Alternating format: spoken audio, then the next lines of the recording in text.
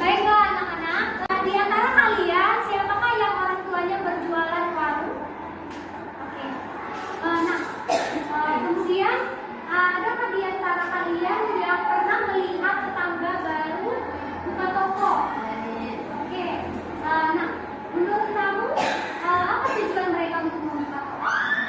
Cari relasi konsumen yang lebih banyak dan mengembangkan bisnis yang lebih besar. Ya, dari pengetahuan kalian tentang apa itu tujuan bisnis, aktivitas bisnis serta bidang usaha bisnis yang ada di lingkungan kalian. Nah, itu akan bagi kalian menjadi 3 kelompok, kelompok A, B, dan C. Oke, dibentuk kelompoknya, nak. Sudah semua duduk di bangku kelompoknya, kan? Nah, sekarang Miss akan berbagi studi kasus tentang berbagai macam bisnis yang ada di sekitar kita. Nah, nanti kalian di sini harus menganalisis studi kasus yang sudah disajikan. Bagian dulu ya. Nah, anak-anak, sebelum kita memulai diskusi kita terlebih dahulu masuk ke materi tentang definisi bisnis. Bisnis adalah suatu organisasi atau kelompok yang menghasilkan produk kebutuhan masyarakat. Dengan demikian, peningkatan dan perkembangan organisasi atau kelompok tersebut sejalan dengan tingkat kebutuhan masyarakat.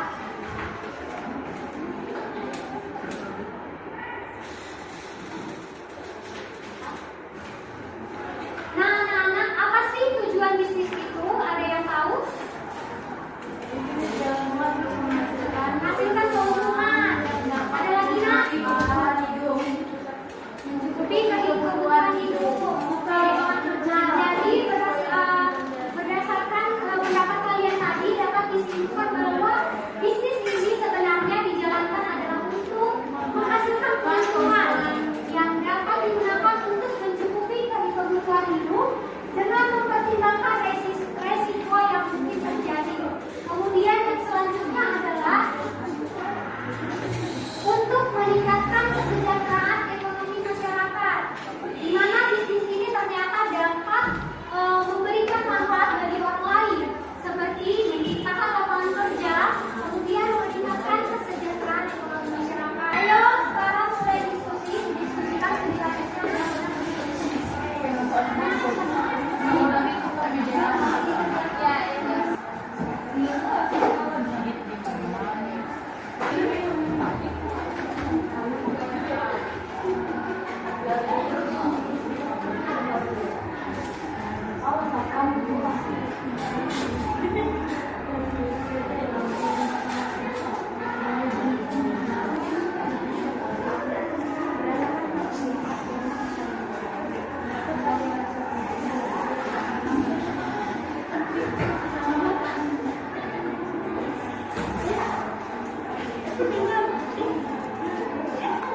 Sudah selesai diskusinya? Sudah. Oke, sekarang waktunya kalian akan mempresentasikan hasil diskusi kalian.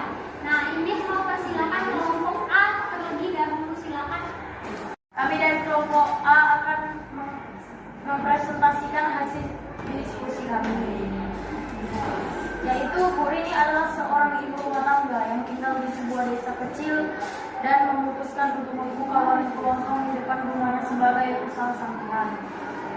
Warung kelontong adalah bentuk bisnis yang menjual berbagai kebutuhan sehari-hari, beras, minyak goreng, gula, kopi, mie instan, dan barang-barang rumah tangga lainnya. Sekian dan terima kasih dari presentasi dari kelompok A. Baik, tepuk tangan.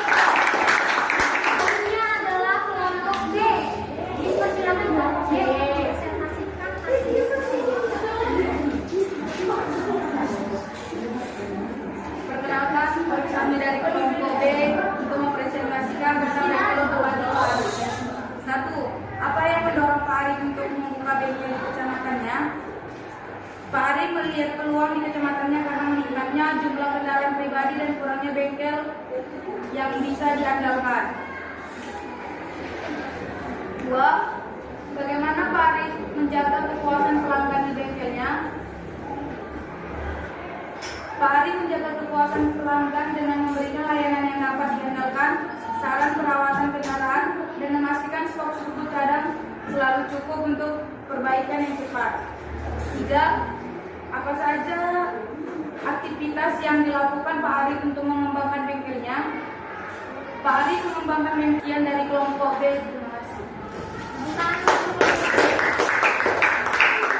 Mari kita dengarkan presentasi dari kelompok C.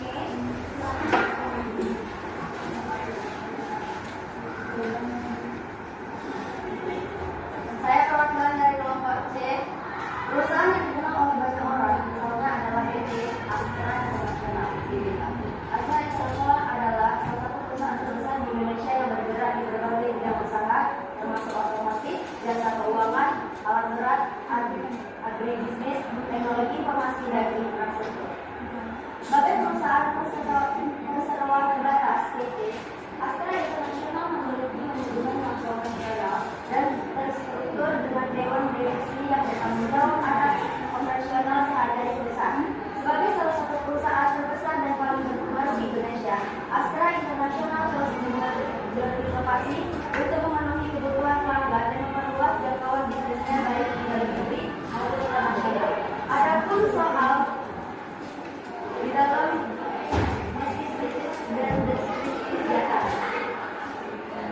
apa yang dimaksud dengan perseroan terbatas PT berdasarkan contoh PT Astra International Tbk? Jawabannya, perseroan terbatas PT adalah suatu bentuk perusahaan yang didirikan oleh dua orang atau lebih yang memiliki visi bersama untuk menjalankan bisnis dengan tujuan untuk memperoleh keuntungan dengan pengelolaan yang terstruktur dan manajemen yang profesional. Dan yang kedua, apa tujuan utama dari PT Astra International Tbk? Jawabannya, tujuan utama dari PT Sejahtera Motorindo adalah menjadi pemimpin pasar dalam industri otomotif di dalam meningkatkan keuntungan perusahaan melalui penjualan kendaraan dan layanan komersial. Yang ketiga, sebutkan beberapa aktivitas bisnis yang dilakukan oleh PT Astra International Tbk.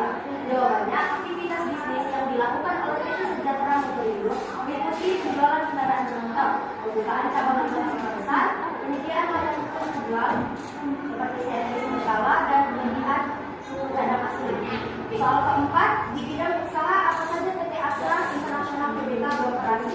Jawabannya, PT Sejahtera Motorindo beroperasi di bidang usaha penjualan dan distribusi kendaraan bermotor, mobil dan sepeda motor, serta menyediakan layanan kemudahan jual.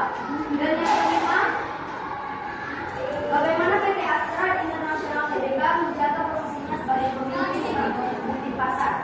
Jawabannya, PT Sejahtera Motorindo memastikan kepuasan pelanggan dan memberikan produk dan layanan berkualitas tinggi yang sesuai dengan kebutuhan pasar, serta dengan menyediakan layanan penjual yang handal.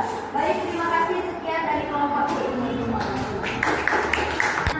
Jadi semuanya tadi sudah presentasi mengenai studi kasus yang sudah diberikan tadi ya. Nah, bagus-bagus jawabannya. Berarti Ibu harap nanti untuk kedepannya kalian sudah mengerti apa itu bisnis, bagaimana tujuan bisnis, bagaimana aktivitas bisnis, dan juga apa saja sih bidang usaha bisnis. Sekarang kita akan melakukan refleksi mengenai pembelajaran kita hari ini. Bagaimana perasaan kalian, bagaimana usaha kalian untuk mengikuti pembelajaran ini. Nah, ini akan kalian tuangkan dalam lembar assessment. Karena kita sudah mencapai penghujung materi kita untuk minggu depan, mempelajari tentang apa itu komunikasi bisnis yang belajar ini. Nah, karena sebelum kita pulang, baiknya kita berdoa. Silakan ketua kelasnya. Mari kita berdoa, surut agama dan sains dalam mari berdoa dimulai. Berdoa selesai. Oke anak-anak, sampai bertemu lagi minggu depan ya. Ya. Siap. Thank you for watching.